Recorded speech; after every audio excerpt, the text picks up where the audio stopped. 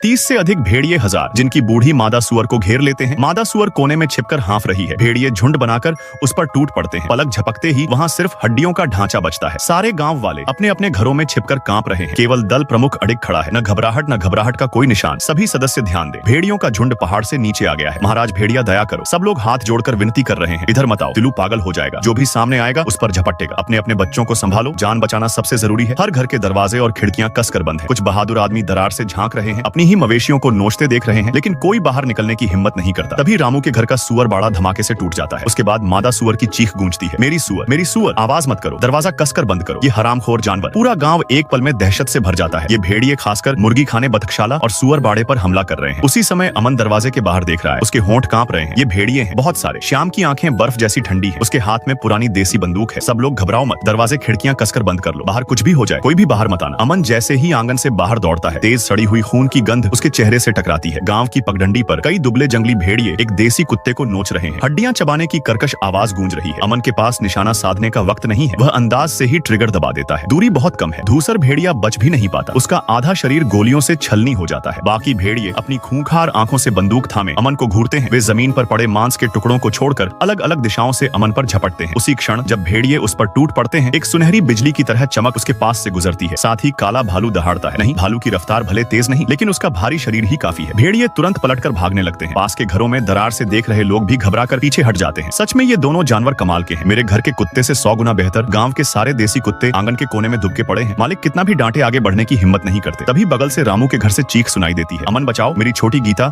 अभी लकड़ियों के ढेर में छिपी है। वो छुपन छुपाई खेलते डर गई थी और घर के अंदर नहीं जा पाई। अमन चौंकता है, जल्दी से रामू की पत्नी के बताए दिशा में देखता है। रामू के आंगन की दीवार के बाहर ऊंचा लकड़ी का ढेर लगा है। उसके घर से बस कुछ कदम दूर दो भेड़िए सफेद पड़ी आंखों के साथ उस लकड़ी के ढेर के चारों ओर घूम रहे हैं। लकड़ियों के अंदर से बच्चे की डर से कांपती सिसकियां सुनाई दे रही हैं। उनकी सांसों की आवाज साफ है। दोनों भेड़ियों ने